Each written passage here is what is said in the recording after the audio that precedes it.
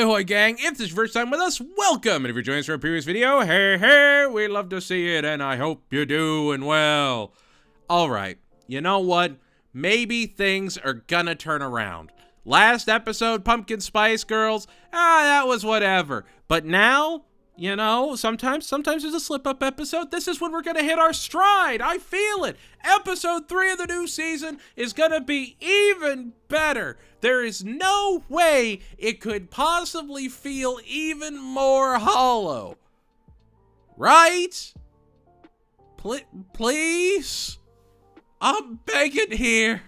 I'm begging for a joke, a yuck, anything. I need comedy. I need to laugh. And so, how good was Manifest Destiny really? Well, there's only one way to find out and 3 questions to be asked. What worked? What failed? What memercisms will be curtailed? Make sure to talk with your friends jestingly, because it's time to review Manifest Destiny.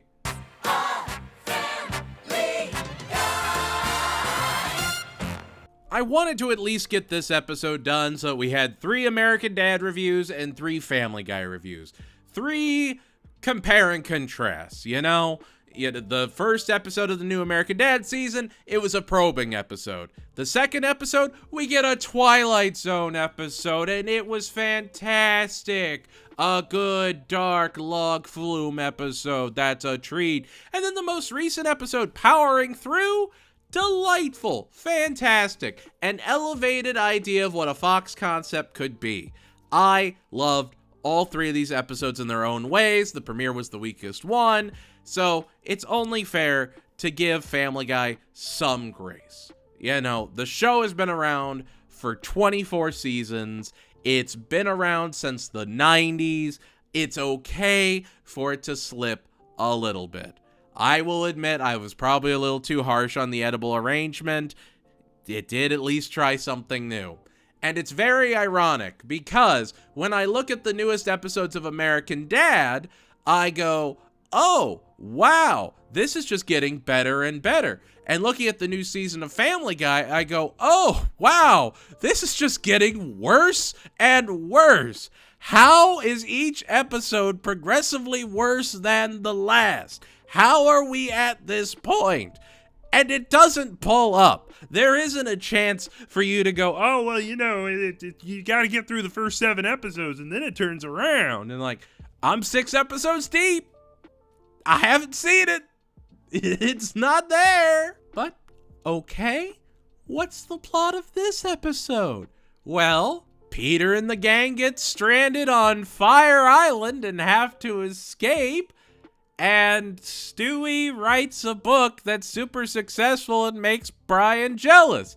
But don't worry, it's not that story you've seen before, because the book he wrote is a bunch of memes he's put together as a book and is becoming a huge sensation because he says the right memes at the right times.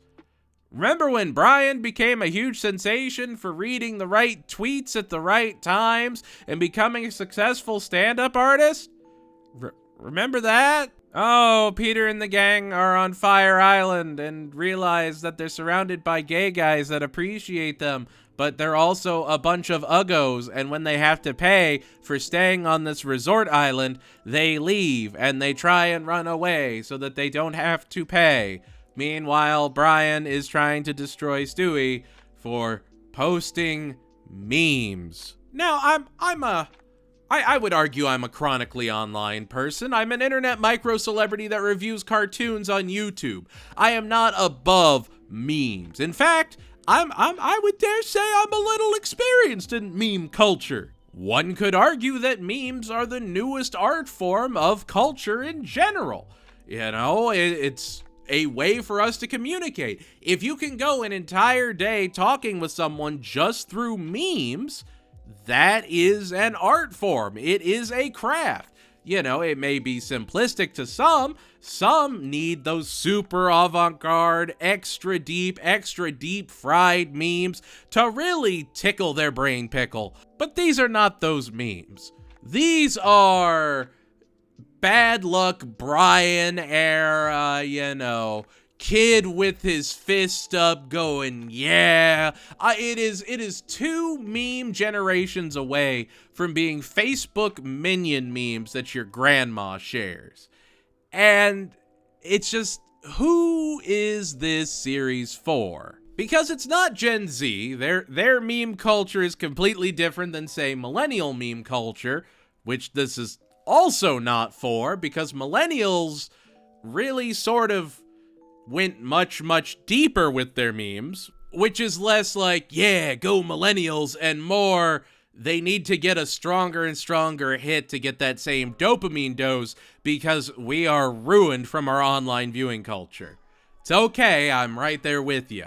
No, this is like late millennial, early boomer generational viewership. This is, I remember that from 17 years ago. What a funny meme.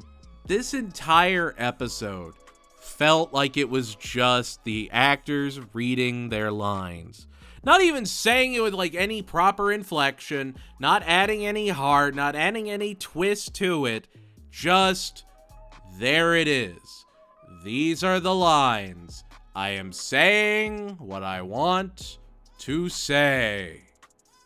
At least Pumpkin Spice Girls didn't cut away to something that was even more boring than the A story. At least it didn't just hit all the brakes and go, now hang on, gang, let's see Stewie read memes at a book reading. I'm gonna ask you this, gang, because I'm a professional, you're a professional, I assume. When's the last time you went to a book reading? When was there a book reading near you? Do you know that off the top of your head without Googling it? Do you actively go to book readings? If you do, congratulations. You're probably too highbrow for this show at this point. It feels like this show exists in a time capsule, where American Dad, you can argue Langley is present day, and they keep quoting and referencing things, but they never dedicate like an entire episode to it. Unless it's, say, Starboy, where The Weeknd was there, and they acknowledge that The Weeknd not only exists, but that The Weeknd is, this magical virgin. Or Kim Kardashian being an alien. Very rare instances of the real world creeping into American Dad. Family Guy exists as this, microcosm, this pocket universe, where you have all of these things going on, all these references, but the references are made by people that refuse to stay fresh and topical. They refuse to evolve their writing style. And it's not, it's not just a Family Guy problem. Simpsons does it too. Look at Bob's Burgers. When they started going darker and darker and darker and darker, and then you get to about Wharf Horse, right? Season 4. Then they start to pivot a little bit. Then they start making it a little bit more lighthearted, a little bit more family-centered, and a little bit more emotional. And that doesn't make it bad. It makes it drastically different, sure. But there were perfectly good episodes in those later seasons that brought tears to my eyes. Bob's Burgers has learned how to pivot to increase its longevity. Even in these newest seasons, they're still trying new things. Quahog is getting smaller and smaller. The family is interacting less and less creatively. It feels like they're retreading and treading water because they know they don't have the creative energy anymore to come up with something even an iota original. And I'm so tired of it. You have Jay Farrow. You have Josh Robert Thompson. These are objectively funny people that are really, really talented, both as, voice actors and as writers. And then you have this show that just doesn't feel inspired at all.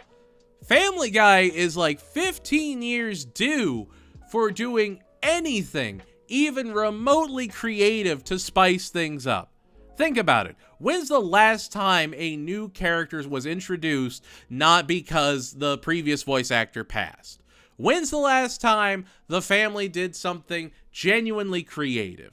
And you could say the edible arrangement, and I would go, sure, all right. Before that, when did I get an episode that made me feel actually positive and not go, why is Mark Twain an OnlyFans model that wants to make prawn with fake boobs? Why is this a thing? Why are we doing this? You are not cooking. This episode made me regret making this video series. And I know there's going to be people chomping at the bit in the comments to go, watching this video made me regret watching this video series. And I'm sure your Discord will love you for making that joke.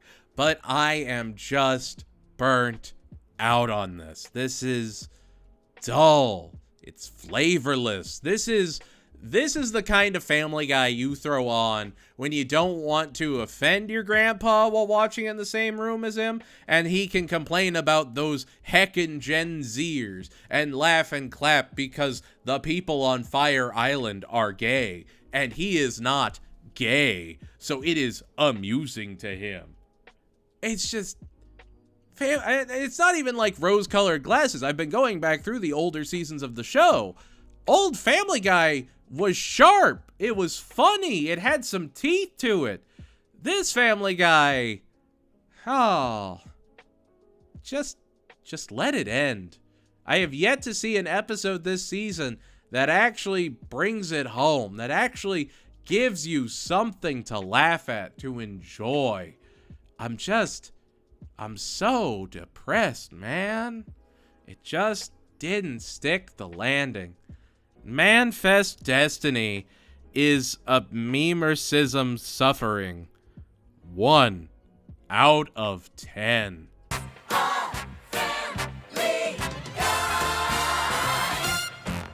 And there we have it. That was my review of Manifest Destiny.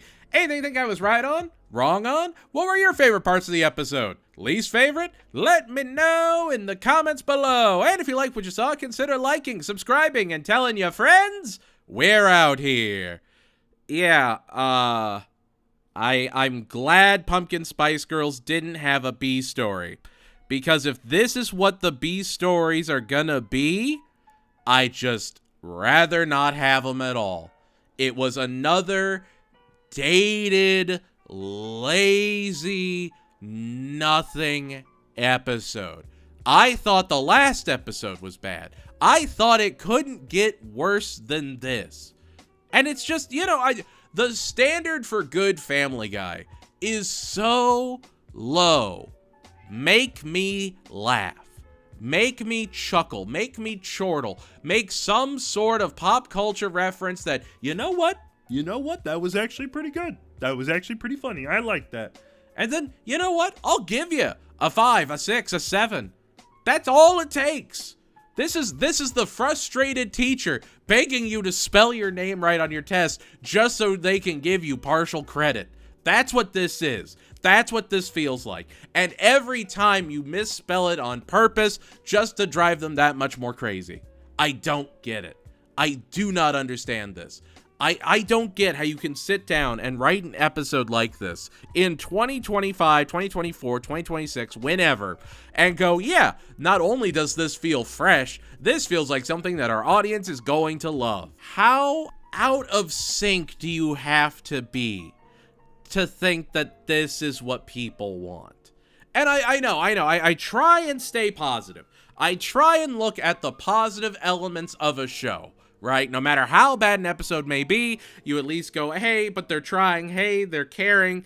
Hey, there is some attention to detail. And when you see this, you just want to watch Perfect Castaway again. An episode they did 20 years ago that tackles this kind of a story better. This is just, it's lazy. It's shoddy. It's dull. Give us something more.